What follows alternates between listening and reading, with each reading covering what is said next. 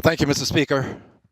Mr. Speaker, once again, I have the superlative pleasure of speaking from the well of the Congress of the United States of America.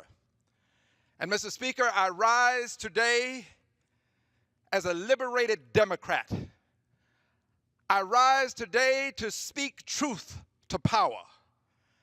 I rise today, Mr. Speaker, to remind us that although we are the leaders of the free world, we will not be received as the leaders of the free world if we are perceived as the leader of worldwide bigotry.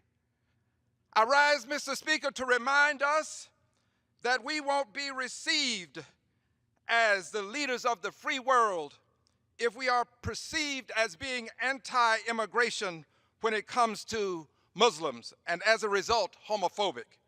We won't be received as leaders of the free world if we are perceived as homophobic because we are anti-transgender.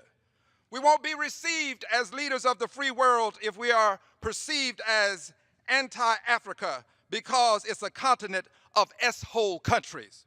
And we'll be perceived, quite frankly, and received as racist if we do so. Mr. Speaker, if we are to maintain our preeminence in the world, we must not be perceived as the bigots of the world.